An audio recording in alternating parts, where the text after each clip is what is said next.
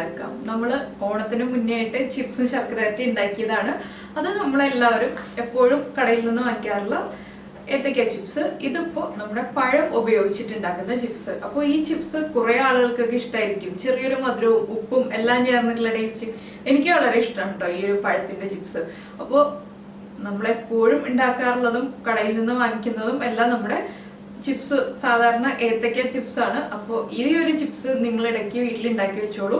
വെറുതെ ഇരിക്കുമ്പോൾ കുറച്ചുകൊണ്ടിരിക്കാനും അതുപോലെ കുട്ടികൾ സ്കൂളിൽ നിന്ന് വരുമ്പോൾ കൊടുക്കാനും കുട്ടികൾക്കാണെങ്കിലും ഹെൽത്തി ആയിട്ടുള്ള സ്നാക്സ് നമുക്ക് സ്കൂളിൽ കൊടുത്തു വിടണം എന്നുണ്ടെങ്കിൽ അങ്ങനെ കൊടുത്തു വിടാനും ഒക്കെ ഉണ്ടാക്കാൻ പറ്റിയ റെസിപ്പിയാണ്. അപ്പോൾ ഇതിൽ ഉപ്പ് ചേർക്കുന്നത് നമുക്ക് സാധാരണ ചിപ്സ് ഉണ്ടാക്കുമ്പോൾ നമ്മൾ ഉപ്പും മഞ്ഞൾപ്പൊടിയും ചേർത്തിട്ട് മിക്സ് ചെയ്ത് എണ്ണയിലേക്ക് ഒഴിക്കില്ലേ, അങ്ങനെയും ചേർക്കാം. ഇല്ലാന്നുണ്ടെങ്കിൽ നമ്മൾ ഫ്രഞ്ച് ഫ്രൈസിൽ ചെയ്യുന്ന പോലെ ലാസ്റ്റ് ഫ്രൈ ചെയ്ത് കഴിഞ്ഞിട്ട് ഉപ്പ് ചേർത്ത് മിക്സ് ചെയ്യാം. അത് രണ്ട് രീതിയിലും ചെയ്യാം. അത് പറഞ്ഞെന്താന്ന് വെച്ചാൽ എപ്പോഴും എനിക്ക് ഫ്രഞ്ച് ഫ്രൈസിൽ കമന്റ്സ് വരാറുണ്ട്, ഉപ്പ് ചേർക്കുന്നത് കാണിച്ചില്ലല്ലോ എന്നുണ്ട്. പക്ഷെ ഞാൻ അതിൽ ലാസ്റ്റ് ഉപ്പ് ചേർത്ത് മിക്സ് ചെയ്യുന്നുണ്ട്, അത് കൃത്യമായിട്ട് പറയുന്നുണ്ട്. അപ്പോൾ ഈ ഒരു ചിപ്സിലും അത് കാണാതെ പോകണ്ടല്ലോ വെച്ചിട്ടാണ് ഇങ്ങനെ എടുത്തു പറഞ്ഞത്. അപ്പോൾ നമുക്ക് എങ്ങനെയാണ് നമ്മുടെ പഴം ചിപ്സ് ഉണ്ടാക്കുന്നതെന്ന് നോക്കാം. അപ്പോൾ നമുക്ക് നമ്മുടെ പഴം ചിപ്സിനുള്ള പഴം എങ്ങനെയാണ് തിരഞ്ഞെടുക്കാൻ നോക്കാം. നമ്മൾ പഴുത്ത പഴം ഉപയോഗിച്ചിട്ടല്ല പഴം ചിപ്സ് ഉണ്ടാക്കുന്നത്. ഇത് കണ്ടോ, ഇതുപോലെ പച്ച കളറുള്ള പഴം ഉണ്ടല്ലോ, ഇവിടെ കംപ്ലീറ്റ് ആയിട്ട് നമ്മുടെ പഴംപൊരിക്ക് ഭാഗമായിട്ടുള്ളതോ അല്ലെങ്കിൽ നമ്മൾ പുളിശ്ശേരിക്കൊക്കെ ഉണ്ടാക്കുന്ന പഴം പുളിശ്ശേരിക്കൊക്കെ എടുക്കുന്ന പഴമല്ല. ഇതുപോലെ പച്ച കളറ് ഈ പഴത്തിൻ്റെ ഈ ഭാഗത്തും ഇവിടെയൊക്കെ ഒരു ലൈറ്റ് ഷെയ്ഡ്, അതായത് നന്നായിട്ട് പഴുക്കാത്ത പഴം എടുക്കുക. ഈ പഴമെല്ലാം അതുപോലെ തന്നെ ആ ഒരു പച്ച കളറുള്ളതാണ്. അപ്പോൾ ഈ പഴം എടുത്താലേ നമുക്ക് പഴം ചിപ്സ് കറക്റ്റായിട്ട് നല്ല കറമുറാന്നായി കിട്ടുള്ളൂ. ഇല്ലെങ്കിൽ തളർന്ന് ഇരിക്കുന്ന പഴം ചിപ്സേ കിട്ടുള്ളൂ. എന്ന് വെച്ചാൽ പഴുത്ത പഴമാകുമ്പോൾ ആ പഴം ക്രിസ്പി ആവില്ല ഫ്രൈ ചെയ്തെടുക്കുമ്പോൾ. അപ്പോൾ ആദ്യം നമുക്ക് പഴത്തിൻ്റെ തൊലി മാറ്റിയിട്ട് പഴത്തിൻ്റെ തൊലിയൊക്കെ മാറ്റി കട്ട് ചെയ്തെടുക്കാം. ഇത് സ്ലൈസറിൽ സ്ലൈസ് ചെയ്തെടുക്കാം. അപ്പോൾ എന്താ പ്രശ്നം വെച്ചാൽ സ്ലൈസറിൽ ബ്ലേഡിൻ്റെ തിക്നെസ് അഡ്ജസ്റ്റ് ചെയ്യാൻ പറ്റുന്നുണ്ടെങ്കിൽ നമുക്ക് സ്ലൈസറായിരിക്കും ബെസ്റ്റ്. ബ്ലേഡ് തിക്നെസ് അഡ്ജസ്റ്റ് ചെയ്യാൻ പറ്റാത്ത സ്ലൈസറാണെന്നുണ്ടെങ്കിൽ വല്ലാതെ തിന്നായിപ്പോവും. അപ്പോൾ നമ്മുടെ ചിപ്സ് കാണാനും ഭംഗി ഉണ്ടാവില്ല, കഴിക്കാനും ടേസ്റ്റ് ഉണ്ടാവില്ല. അപ്പോൾ ഞങ്ങളിപ്പോൾ ചെയ്യാൻ പോകുന്നത് കത്തി ഉപയോഗിച്ചിട്ട് നമ്മൾ കട്ട് ചെയ്തെടുക്കുകയാണ്. അങ്ങനെ ആകുമ്പോൾ നമുക്ക് കറക്റ്റ് കനത്തിൽ കട്ട് ചെയ്തെടുക്കാം. അപ്പോൾ പഴത്തിൻ്റെ തൊലി കട്ട് ചെയ്ത് മാറ്റാം. കട്ട് ചെയ്തോളൂ. അപ്പോൾ ഇന്നത്തെ കുക്കിംഗ് കംപ്ലീറ്റ് ആയിട്ട് രാജീവേട്ടൻ തന്നെയാണ് ചെയ്യുന്നത്. ഞാനിവിടെ നിന്നിട്ട് വേണ്ട കാര്യങ്ങളൊക്കെ പറയുന്നേ ഉള്ളൂ. ഇത് വളരെ സിമ്പിളായിട്ടുള്ള റെസിപ്പി അല്ലേ, അപ്പോൾ എല്ലാവർക്കും ചെയ്യാൻ പറ്റുന്ന റെസിപ്പിയാണ് കേട്ടോ. ആ ഒരു പഴത്തിൻ്റെ തൊലി പൊളിക്കുമ്പോൾ തന്നെ നമ്മൾ ഏത്തക്കയുടെ തൊലി പൊളിക്കുന്ന പോലെയുള്ള ആ ഒരു സൗണ്ടൊക്കെയാണ് കേൾക്കുക. നമ്മൾ ചിപ്സ് ഉണ്ടാക്കാൻ കായുടെ തൊലി പൊളിക്കില്ല, അതുപോലെ തൊലി പൊളിച്ചെടുക്കുകയാണ് ഇങ്ങനെയുള്ള ചിപ്സിന് ഏറ്റവും എളുപ്പം. അപ്പോൾ കറക്റ്റ് പാകമാണെന്നുണ്ടെങ്കിലാണ് നമുക്ക് ഇതുപോലെ തൊലി പൊളിച്ചെടുക്കാൻ പറ്റുള്ളൂ.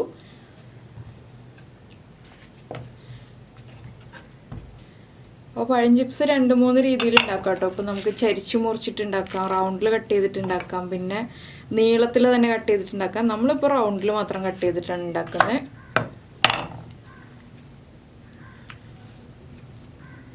പഴത്തിൻ്റെ തൊലി മുറിക്കുമ്പോൾ ആ ഒരു സൗണ്ട് കേൾക്കുന്നത് കറക്റ്റ് പാകമാണ്.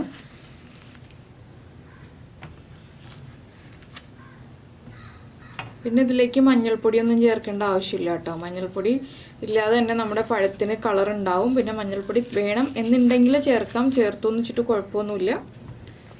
അപ്പോൾ നമ്മുടെ പഴം നമ്മൾ 3 എണ്ണവും തൊലി മാറ്റിക്കഴിഞ്ഞു. ഇനി ചെറിയ കനത്തിൽ, ഒരുപാട് തിക്നെസ്സും പാടില്ല, വല്ലാണ്ട് തിന്നാവാനും പാടില്ല, ഒരു ചെറിയ തിക്നെസ്സോടുകൂടി കട്ട് ചെയ്തെടുക്കുക.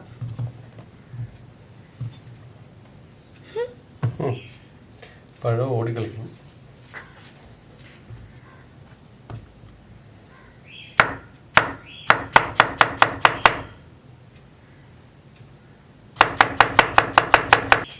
അപ്പോൾ നമുക്ക് സ്ലൈസറിലാണ് നമ്മൾ പഴം സ്ലൈസ് ചെയ്ത് എണ്ണയിലേക്ക് ഇടുന്നതെങ്കിൽ ഡയറക്റ്റ് നമ്മൾ ചിപ്സ് ഉണ്ടാക്കിയപ്പോൾ ചെയ്തതുപോലെ നേരെ എണ്ണയുടെ മുകളിൽ പിടിച്ചിട്ട് സ്ലൈസ് ചെയ്തിടാം. ഇല്ലെങ്കിൽ സ്ലൈസ് ചെയ്ത് പ്ലേറ്റിൽ വെച്ചിട്ട് അത് എണ്ണയിലേക്ക് കുറച്ചായിട്ട് ഇട്ട് കൊടുക്കാം. പിന്നെ പഴം കുറേ സമയം കട്ട് ചെയ്ത് വെക്കരുത്, പഴത്തിൻ്റെ കളറങ്ങ് മാറിപ്പോവും. നമ്മുടെ ചിപ്സിന് കട്ട് ചെയ്യുന്ന പോലെ തന്നെയാണ്, കുറേ സമയം വെച്ചിട്ടുണ്ടെങ്കിൽ പഴമാകുമ്പോഴും കളർ മാറിപ്പോവും.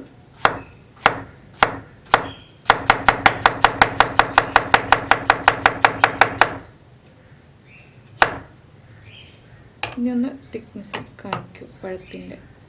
കട്ട് ചെയ്തിട്ട് കാണിക്കുന്നില്ല. ഇതിൽ നിന്ന് എടുക്കുന്നത്. അപ്പോൾ ഇതാ നമ്മുടെ പഴത്തിൻ്റെ തിക്നെസ് കണ്ടോ.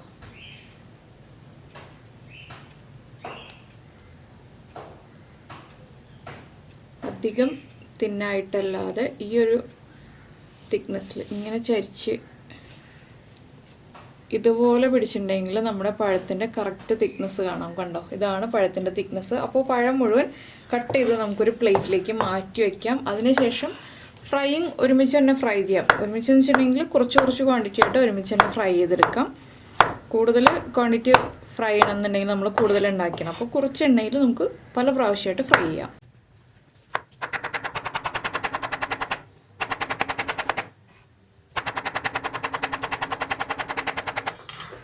അപ്പോൾ നമ്മുടെ പഴം മുഴുവൻ കട്ട് ചെയ്ത് കഴിഞ്ഞിട്ടുണ്ട്. ഇനി നമുക്ക് ഫ്രൈ ചെയ്യാം.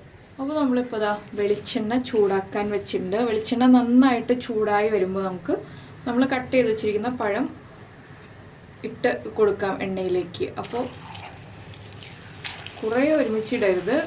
അതുപോലെ വെളിച്ചെണ്ണയുടെ ചൂട് കറക്റ്റായിരിക്കണം. നന്നായിട്ട് ചൂടായതിന് ശേഷം മാത്രമേ ഇടാൻ പാടുള്ളൂ. പഴത്തിൻ്റെ ഒരു പീസ് ഒന്ന് ഇട്ട് നോക്കുക. കറക്റ്റായിട്ട് ബബിൾസ് ഒക്കെ വരുന്നുണ്ടെങ്കിൽ നമ്മുടെ എണ്ണയുടെ ചൂട് കറക്റ്റാണ്. ബബിൾസ് വരുന്നില്ല എന്നുണ്ടെങ്കിൽ കുറച്ച് സമയം വെയിറ്റ് ചെയ്യുക. അതിന് ശേഷം ഇട്ട് തുടങ്ങുക. ഒന്ന് വിടർത്തി ഇട്ട് കൊടുക്കുക കേട്ടോ. അപ്പോൾ തമ്മിലൊട്ടാതെ കിട്ടും. പിന്നെ തമ്മിലൊട്ടി പോവുകയാണെങ്കിലും കുഴപ്പമൊന്നുമില്ല. നമുക്ക് പതുക്കെ ഒന്ന് അനക്കി കൊടുത്തിട്ട് അത് അടർത്തി അല്ലെങ്കിൽ വിടർത്തി എടുക്കാവുന്നതേ ഉള്ളൂ. അതെ, അടർത്തിയാണോ വിടർത്തിയാണോ എന്ന് കറക്റ്റായിട്ട് അറിയില്ല. അതുകൊണ്ടാണ് അടർത്തി എന്നും വിടർത്തി എന്നും പറയുന്നത്. അപ്പോൾ ഫസ്റ്റ് ബാച്ച് ഇത്രയും മതി കേട്ടോ. നമുക്ക് കുറച്ച് കുറച്ചായിട്ട് ഫ്രൈ ചെയ്യാം. അപ്പോൾ എല്ലാ ഫ്രൈ ചെയ്യുന്ന കാര്യങ്ങളിലും പറയുന്ന പോലെ തന്നെ എണ്ണയിലേക്ക് ഇട്ടിട്ട് ഉടനെ ഒന്നും അനക്കി കൊടുക്കരുത്. നമ്മൾ ഈ എണ്ണയുടെ ചൂടൊന്നും മെയിൻറ്റെയിൻ ചെയ്യണം. അപ്പോൾ ഇപ്പോൾ ഏറ്റവും ചെറിയ ബർണറിൽ ഹൈ ഫ്ലെയിമിലാണ് വെച്ചിട്ടുള്ളത്. പഴം ഇട്ട് കഴിഞ്ഞിട്ട് നമ്മളൊന്ന് ഫ്ലെയിം അഡ്ജസ്റ്റ് ചെയ്ത് വയ്ക്കുക. ഒന്ന് മീഡിയം ഫ്ലെയിം ആക്കി വയ്ക്കുക. ഇനി ഒന്ന് പതുക്കെ നമുക്ക് അനക്കി കൊടുക്കാം. നമ്മുടെ ഒരു വലിയ ഫോർക്ക് യൂസ് ചെയ്തിട്ട് അനക്കി കൊടുക്കുകയാണെങ്കിൽ കറക്റ്റായിട്ട് നമുക്ക് ഇളക്കിയെടുക്കാം. സ്പൂണിനേക്കാൾ നല്ലത് ഫോർക്കാണ്. ഇതെപ്പോഴും ഇളക്കിക്കൊണ്ടിരിക്കേണ്ട ആവശ്യമൊന്നുമില്ല. ഇടയ്ക്കിടയ്ക്കൊന്ന് ഇളക്കി കൊടുക്കുക എന്നുള്ളതേ ഉള്ളൂ. പിന്നെ നമ്മൾ ചിപ്സിലൊക്കെ ചെയ്യുന്ന പോലെ തന്നെ ഉപ്പ് നീരാണ് ചേർക്കുന്നതെങ്കിൽ ഉപ്പ് കുറച്ച് വെള്ളത്തിൽ 1-2 ടീസ്പൂൺ വെള്ളത്തിൽ കുറച്ച് ഉപ്പ് മിക്സ് ചെയ്ത് വയ്ക്കുക. ഞാനിപ്പോൾ ഫ്രഞ്ച് ഫ്രൈസിൽ ചെയ്യുന്ന പോലെ ഉപ്പ് പൊടിയാണ് ലാസ്റ്റ് ഇതിലേക്ക് വിതറി കൊടുക്കാൻ പോകുന്നത്. ഉപ്പ് നീര് തളിക്കുമ്പോൾ എന്താ പ്രശ്നം എന്ന് വെച്ചിട്ടുണ്ടെങ്കിൽ എണ്ണ ഇങ്ങനെ ചിലപ്പോൾ പതഞ്ഞ് മുകളിലേക്ക് പൊങ്ങി വരാൻ സാധ്യതയുണ്ട്. അതാവുമ്പോൾ നമ്മുടെ കൈയൊക്കെ പൊള്ളും. നല്ല കുക്കിയാണല്ലോ സംസാരിക്കണം. നമ്മുടെ ചിപ്സിനേക്കാൾ കുറച്ചുകൂടി സമയം എടുക്കും. അപ്പോൾ നമ്മുടെ പഴത്തിൻ്റെ കളറൊക്കെ ഒന്ന് ചേഞ്ച് ആവുന്നുണ്ട്. നമ്മൾ വീണ്ടും ഫ്ലെയിം ഒന്ന് അഡ്ജസ്റ്റ് ചെയ്ത് വയ്ക്കുക. ഇടയ്ക്കൊന്ന് ലോ ഫ്ലെയിം ആക്കുക, പിന്നെ മീഡിയം ഫ്ലെയിം ആക്കുക. അങ്ങനെ ഒന്ന് അഡ്ജസ്റ്റ് ചെയ്ത് കൊടുക്കണം. അപ്പോഴാണ് കറക്റ്റായിട്ട് പഴം ക്രിസ്പി ആയിട്ട് വരുള്ളൂ. അപ്പോൾ കണ്ടോ, ഇപ്പോൾ നമ്മുടെ ബബിൾസൊക്കെ കുറഞ്ഞ് തുടങ്ങുന്നുണ്ട്. അപ്പോൾ ഈ ബബിൾസൊക്കെ കുറഞ്ഞ് തുടങ്ങുന്ന സമയത്താണ് നമ്മൾ ഉപ്പ് നീരാണ് ചേർക്കുന്നതെങ്കിൽ ഇതിലേക്ക് ഒഴിച്ചു കൊടുക്കേണ്ടത്. അപ്പോൾ ഞാൻ ഒഴിക്കുന്നില്ല എന്ന് പറഞ്ഞല്ലോ, അതുകൊണ്ട് ഞാനിതിപ്പോൾ ഡയറക്റ്റ് എണ്ണയിൽ നിന്ന് മാറ്റാൻ പോവുകയാണ്.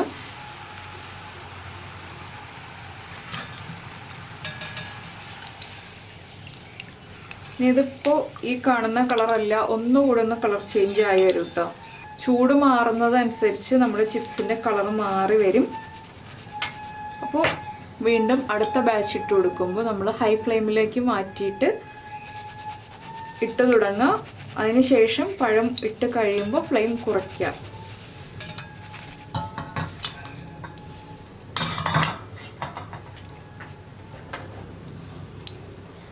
ഞാൻ വീണ്ടും ഹൈ ഫ്ലെയിമിലേക്ക് മാറ്റിയിട്ടുണ്ട്.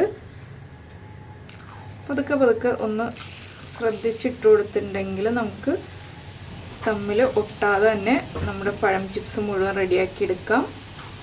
അപ്പോൾ ഇത്രയേ ഉള്ളൂ കേട്ടോ പഴം ചിപ്സിൻ്റെ പ്രോസസ്സ് എന്ന് പറഞ്ഞിട്ടുണ്ടെങ്കിൽ ഇത്രയേ ഉള്ളൂ. പിന്നെ ബാക്കി നമ്മൾ ഉപ്പ് മിക്സ് ചെയ്യുമ്പോൾ ബാക്കിയുള്ള കാര്യങ്ങൾ പറയാം. അപ്പോൾ ഇത് ആദ്യം മുഴുവൻ ഫ്രൈ ചെയ്തെടുക്കട്ടെ.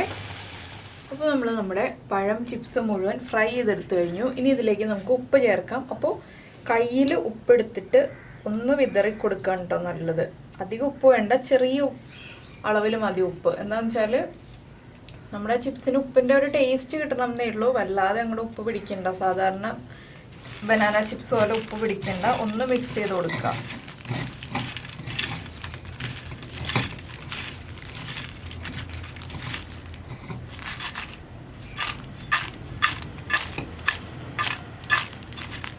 അപ്പോൾ ഇങ്ങനെ മിക്സ് ചെയ്യുമ്പോൾ ഉപ്പ് എല്ലാ ഭാഗത്തേക്കും ഒരുപോലെ ആയിക്കോളും. നമ്മൾ സ്പൂണിൽ ഉപ്പ് എടുത്തിട്ട് ഇടുകയാണെന്നുണ്ടെങ്കിൽ ആ ഇടുന്ന ഭാഗത്തല്ലാതെ പിന്നെ നമ്മൾ ഇളക്കി മിക്സ് ചെയ്യാതെ കറക്റ്റായിട്ട് പിടിച്ചു വരില്ല. അതുകൊണ്ടാണ്. അപ്പോൾ പഴം ചിപ്സ് കഴിക്കാൻ റെഡി ആയി കഴിഞ്ഞു. നമുക്കിതൊരു പ്ലേറ്റിലേക്ക് മാറ്റിയിട്ട് ഫോട്ടോ ഒക്കെ എടുത്ത് റെഡിയാക്കാം. അതിന് ശേഷം കഴിക്കാം. അപ്പോൾ ഞങ്ങൾ കുറച്ചൊക്കെ ടേസ്റ്റ് ചെയ്തു കേട്ടോ. ഫ്രൈ ചെയ്യുന്നതിന് ഇടയ്ക്ക് തന്നെ കുറച്ചൊക്കെ ടേസ്റ്റ് ചെയ്തു. ഇനിയിപ്പോൾ ഒരു പ്ലേറ്റിലേക്ക് മാറ്റി വയ്ക്കട്ടെ. അപ്പോൾ ഇതാ നമ്മുടെ പഴം ചിപ്സ് പ്ലേറ്റിലേക്കൊക്കെ മാറ്റി ഫോട്ടോ ഒക്കെ എടുത്തു. നല്ല ക്രിസ്പി ആയിട്ടുള്ള ടേസ്റ്റി ആയിട്ടുള്ള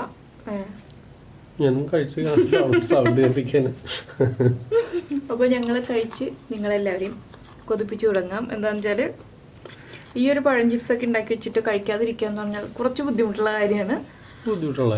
അപ്പോൾ ഇതുപോലെ തന്നെ തീരും കേട്ടോ. ചെറിയ ക്വാണ്ടിറ്റി ഉള്ളൂ, വേഗം തന്നെ കഴിച്ച് തീർക്കും. കിച്ചൂസിന് വേണ്ടി ഇങ്ങനെയുള്ള കാര്യങ്ങളൊന്നും താല്പര്യമില്ല. അതുകൊണ്ട് കിച്ചൂസിന് വേണ്ടി നമ്മൾ കാത്തു വയ്ക്കേണ്ട ആവശ്യമൊന്നുമില്ല. അപ്പോൾ എന്തായാലും നമ്മുടെ വീഡിയോ ഇഷ്ടമായിട്ടുണ്ടെന്നുണ്ടെങ്കിൽ വീഡിയോയുടെ താഴെ ഒന്ന് കമൻറ്റ് ചെയ്യുക. അതുപോലെ തന്നെ നിങ്ങൾക്ക് ഇഷ്ടപ്പെടുന്ന റെസിപ്പികൾ കുക്കിംഗ് താല്പര്യമുള്ള ആളുകൾക്കൊന്ന് ഷെയർ ചെയ്ത് കൊടുക്കുക. അപ്പോൾ നമുക്ക് നമ്മുടെ അടുത്തൊരു റെസിപ്പിയുമായിട്ട് അടുത്ത ദിവസം വീണ്ടും കാണാം.